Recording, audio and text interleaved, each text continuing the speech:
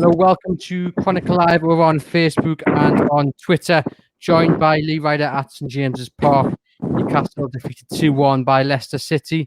Lee, can you just sum up what you watched there tonight? Yeah, I thought first half Newcastle kept them at bay.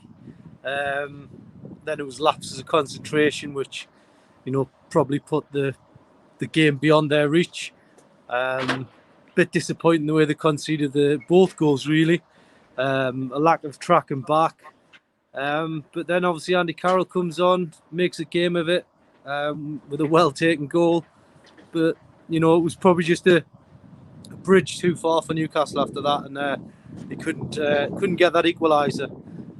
But yeah, it was a strange old game, really, because the first half was a pretty dull affair. Second half a bit more action-packed, but just not enough for Newcastle to get anything out of it.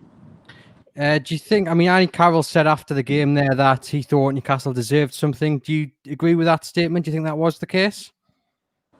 Well, you couldn't have denied them if they'd have got an equaliser, just because of their attitude from going 2-0 down.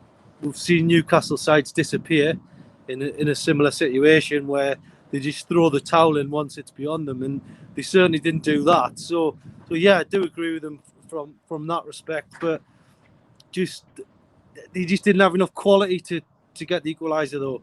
A couple of passes, they seemed a bit nervous, a bit sloppy in places, and they just couldn't get that final ball in the box. Even before Leicester went ahead, there was a couple of great moments where they did work it in and around the 6-yard box, but nobody on the end of it. So yeah, a bit disjointed, really, and it doesn't really help with the pressure building. You mentioned there the couple of times Newcastle got the ball into the box. There was I think Xavi did one at the end. Murphy put one in as well. A couple of other moments. Callum Wilson didn't look at his best today. Does that just go to show where Newcastle are struggling? If Callum Wilson isn't on his day, Newcastle don't really have a goal threat. Well, I think he certainly worked hard enough, but I just think you've got to look at the players around him. Joe Linton didn't really do it again today. Newcastle have got now this month where they can bring players in. There's talk of players on loan, but I think there needs to possibly be a bit of a reshuffle. He does need someone in and around him that's on the same wavelength. At the minute, I don't think he has that. Andy Carroll did score today, and it's great for him, but he's not the long-term answer, that's for certain. So yeah, there's lots to ponder for them in this window ahead. Douglas Milford's asked here, why wait until 2-0 down to start playing the way they finished the game, actually threatening Leicester? What do you think it was?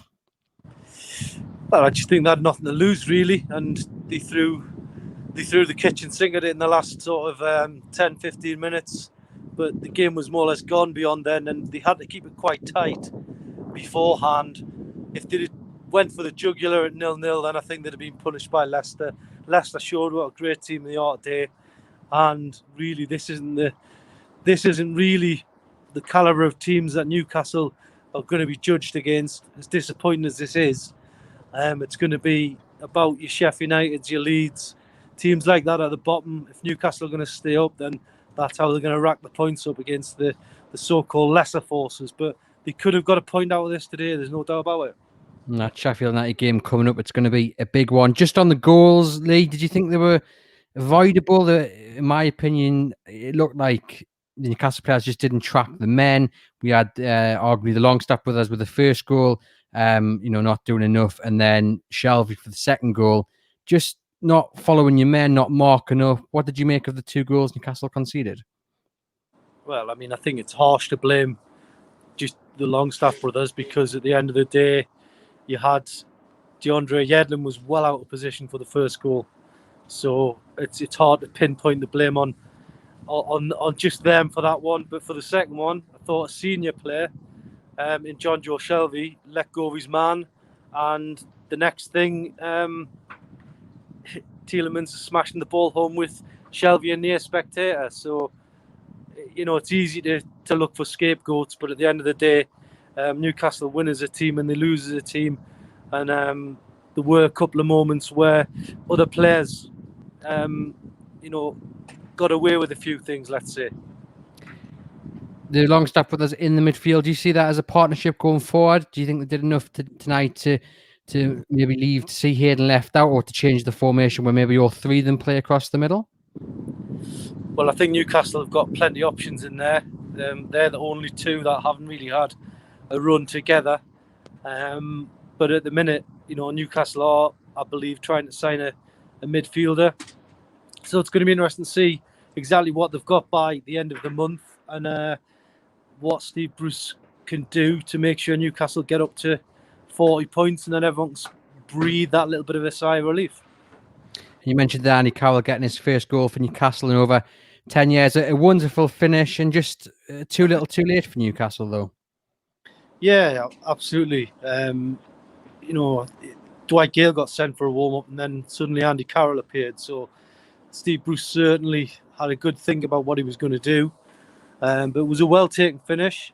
We're so used to seeing him score headers and things like that over his career. But to see him finish one like that was impressive. I honestly think it's going to give Newcastle an option, but as I say, it's certainly not the long-term option for Steve Bruce or Newcastle United. They are, as I say, in the market for players. It's going to be interesting to see who they end up signing at the end of this month. And obviously, Sheffield United game coming up. We've got the Arsenal FA Cup tie first, but will Steve Bruce be able to take any positives from tonight into those two games? Well, he'll have to, really, because Newcastle are going to need every positive they can get.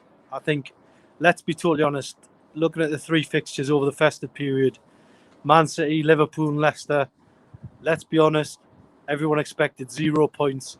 They've emerged from it with 1 point, and they've put in probably 3 reasonable attempts at trying to get something. So, look, I'm not going to be shouting about 1 point from 9, but at the end of the day, they've emerged with something. They've got something to build on, and that Sheffield United game now, it was always a must-win. But with what they've done in the last 3 or 4 games, they've got to get 3 points down there. But obviously, FA Cup is next, and it's a little bit of a distraction for them at the weekend. Match report is over on Chronicle Live. Without winning 5, does that worry you? I mean, obviously, football clubs go through these bad run of form, but is it a worrying run of form for you? Well, I'm not going to sit here and say Newcastle are too good to go down, because that's not the case. But I look at the league table, and I think Sheffield United are pretty much gone. I think West Brom are more or less gone as well. It's only one place, so I think they will be okay, in my opinion. But at the end of the day, they're going to have to improve those quality levels, because today they were missing at key times in the game. And just finally, Miggy back in the side for Jacob Murphy today. How do you think he performed? Obviously, Murphy came on and did quite well off the bench, but what did you make of Miggy's performance?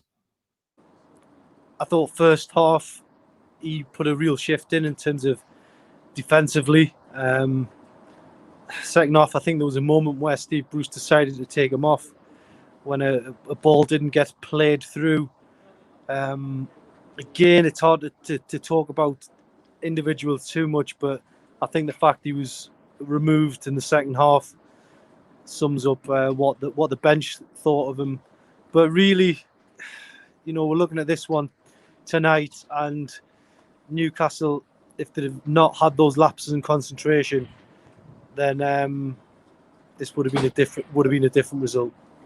Fantastically. Well, we'll let you get off to speak to Steve Bruce. Thanks for joining us on the Everything is Black and White podcast. Thanks now. So there's Lee live at St James's Park. He's going to head off to speak to Steve Bruce in the press conference, and you can head over to chroniclelive.co.uk to have a look at Lee's match report, his player ratings. We'll have 5 things and all the reaction as well. Thank you very much for joining us.